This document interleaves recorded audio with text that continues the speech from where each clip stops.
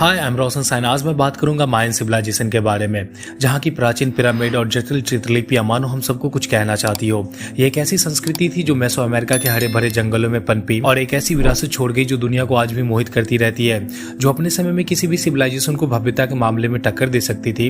और यहाँ के लोगों के पास अच्छा खासा ज्ञान का भंडार भी था, क्योंकि इसके एस्ट्रोनॉमर्स को उस टाइम पे सितारों की सही जानकारी थी, सटीक लोकेशन भी मालूम था। साथ ही माइंस कला के क्षेत्र में इतने माहिर थे कि आप इसका सबूत उनके जटिल डिजाइनों से भरे मंदिरों को देख करके समझ सकते हो। देखो, माइंस केवल वास्तुकार कारीगर नहीं थे, वे गणितज्ञ, खगोल शास्त्री और दार्शनिक भी थे, जिनका प्राकृतिक दुनिया और ब्रह्मांड से गहरा संबंध था। तो चलिए, माइंस की दुनिया में आपका स्वागत है, जहां हर पत्थर एक कहानी कहता है और हर एक गिल्स में खोई हुई सभ्यता के रहस्य को उजागर करने की क्षमता है। तो सबसे पहले हम बात करेंगे इनकी हिस्ट्री के बारे में। मायन सिविलाइजेशन की जड़ें 2000 BCE तक जाती है, जब मेसो अमेरिका के रूप में जाने वाले क्षेत्र में कृषि समुदाय उभरने लगे थे, जिसमें वर्तमान मैक्सिको, ग्वाटेमाला, बेलिज, होंडुरास और अल सल्वाडोर के कुछ हिस्से शामिल थे।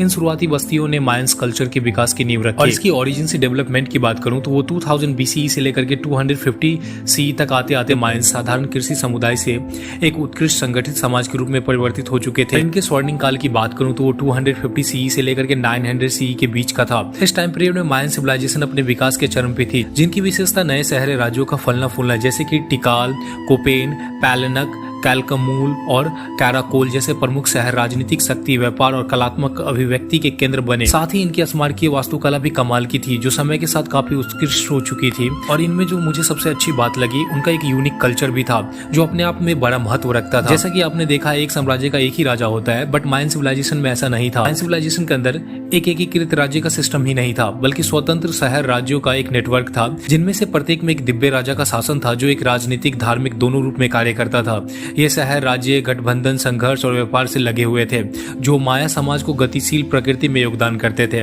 और माया लोग अपनी प्रभावशाली वास्तुशिल्प उपलब्धियों के लिए भी प्रसिद्ध थे, जिनमें पिरामिड, मंदिर, महल, बालको और वेधशालाएं शामिल है। इन संरचनाओं को अक्सर जटिल नक्काशी, प्लास्टर और सजावट और पौराणिक दृश्य और ऐतिहासिक घटनाओं को दर्शाने वाले चित्रों से सुसज्जित किया जाता था। अब बात करते हैं मायन कल्चर और रिलीजन के बारे में। जहां तक इनके धर्म की बात करूं तो वो सनातन धर्म की तरह ही बहुदेववादी थी, जहां सभी चीजों, यहाँ तक कि निर्जीव वस्तुओं में भी आत्मा होने का विश्वास किया जाता था। यानी उनकी मान्यताओं का केंद्र सभी चीजों की पवित्रता थी, जिसे कुह के नाम से भी जाना जाता था। मायंस का जीवन मक्के के इर्द गिर्द घूमता था, जो जीवन चक्र का प्रतीक था। वे कई देवताओं की पूजा करते थे, जिनमें मक्का के देवता हुनुप महत्वपूर्ण थे। अनुष्ठानों में युद्ध के देवता बुलुक चप्टन जैसे देवताओं के सम्मान में रक्तपात, बलिदान, विस्तृत समारोह शामिल थे। देखो, मायन बलि प्रथाओं में मानव और पशु दोनों की बलि शामिल थे, जिसमें मानव बलि सबसे महत्वपूर्ण मानी जाती थी। इन अनुष्ठानों का उद्देश्य देवताओं को प्रसन्न करना और प्राकृतिक व्यवस्थाओं को बनाए रखना था। बलि में सिर काटना, हृदय निकालना और अन्य गतिविधियां शामिल थे, जिन्हें अक्सर माया कलाकृति में दर्शाया गया है, जिसमें पीड़ितों को नीले रंग से रंगा जाता था और सजाया भी जाता था। फिर उनकी बलि दी जाती थी और हृदय निकालकर देवता को अर्पित किया जाता था। और बलि का शिकार गुलाम से लेकर बच्चे तक होते थे। और आपको जानकर के हैरानी होगी कि बच्चों को उनकी मासूमियत के कारण उनका बलि दिया जाता था। ये सब अनुष्ठान बलि या माया संस्कृति के केंद्र में थे।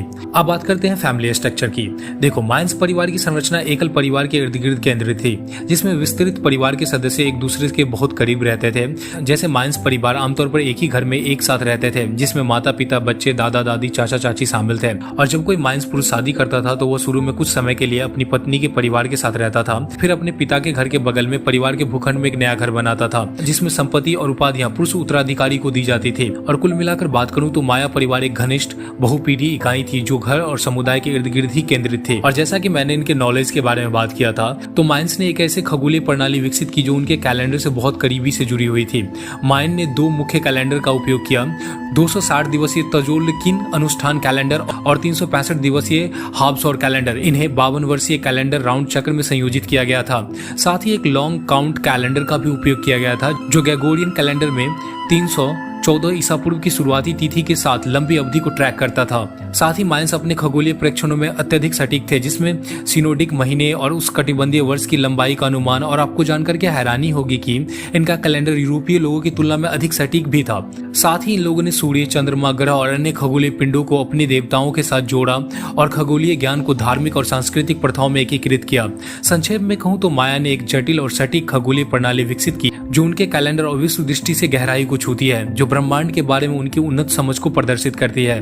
और मायंस ने एक लेखन प्रणाली भी विकसित की थी, जो चित्रात्मक प्रतीकों और ध्वन्यात्मक संकेतों का संयोजन था। इसे लोगो सिलेबिक प्रणाली कहा जाता है, जिसमें 800 से अधिक अद्वितीय गिल्प शामिल थे। जिसमें से लगभग 500 गिल्फ का यूज हमेशा होता रहता था और गिल्फ पूरे शब्दों का प्रतिनिधित्व करने वाले होलोग्राम के रूप में या व्यक्तिगत सिंबल का प्रतिनिधित्व करने वाले सिलेबिक संकेतों के रूप में कार्य करती थी। आज के टाइम पे लगभग 80% ज्ञात गिल्फ के अर्थ और भावनात्मक मूल्य की पहचान की जा चुकी है, जो माया भाषा, इतिहास और संस्कृति के बारे में बहुमूल्य जानकारी प्रदान करती है। अब बात करते हैं कि ये सभ्यता जो है इतनी ऊंचाई तक पहुंचने के बाद इनका पतन कहां से होना शुरू हुआ। तो देखो, मायन सिविलाइजेशन का पतन, जिसे क्लासिक माया पतन के रूप में भी जाना जाता है, जो 7वीं और 9वीं शताब्दी के बीच हुआ था, यह एक जटिल घटना थी जिसके पतन में कई कारकों ने योगदान दिया। जैसे कि पहला, सूखा और पानी की कमी। देखो, 9वीं शताब्दी के आसपास तराई में लंबे समय तक पानी की कमी रही, जिससे फसलें बर्बाद हो गई और स्थानीय स्तर पर अकाल पड़े और इसने उद्योग, आपूर्ति और शासक अभिजात वर्ग की शक्ति को बुरी तरह से प्रभावित कर दिया। सेकंड, अधिक जनसंख्या और संसाधनों की कमी। मायन शहर में जनसंख्या अपने चरम पर पहुंच चुकी थी और स्थानीय कृषि जनसंख्या का भरण पोषण करने में सक्षम नहीं थी और अधिक जनसंख्या के कारण ही संसाधनों की कमी हुई और संसाधनों की प्रतिस्पर्धा भी शुरू हो गई होगी। थर्ड, शहर और राज्य और स्थानीय सरकारों के बीच सत्ता संघर्ष के कारण युद्ध में वृद्धि हुई, व्यापार मार्ग अवरुद्ध हुए और अर्थव्यवस्था बाधित हो गई। और नंबर 4 की बात करूं तो वनों की कटाई और पर्यावरण के क्षरण ने भी पतन में भूमिका निभाई होगी, क्योंकि इन कारकों ने उपलब्ध संसाधनों को और अधिक कम कर दिया होगा। एंड लास्ट, इनका पतन सामाजिक और राजनीतिक कारकों से भी प्रभावित हुआ होगा, जैसे देवताओं में अपने संबंधों के कारण शासकों में विश्वास की कमी, सूखे के समय वहां के राजा आबादी का भरण पोषण करने में असमर्थ रहे होंगे। कुल मिलाकर क्लासिक मायन सिविलाइजेशन का पतन एक क्रमिक प्रक्रिया थी जो कई शताब्दियों में घटित हुई होगी। यह एक एकल घटना नहीं थी, बल्कि इसमें कई कारक संयोजित रूप से काम कर रहे थे, जिसके कारण इस सभ्यता का पतन हुआ। एंड लास्ट तक देखने के लिए धन्यवाद।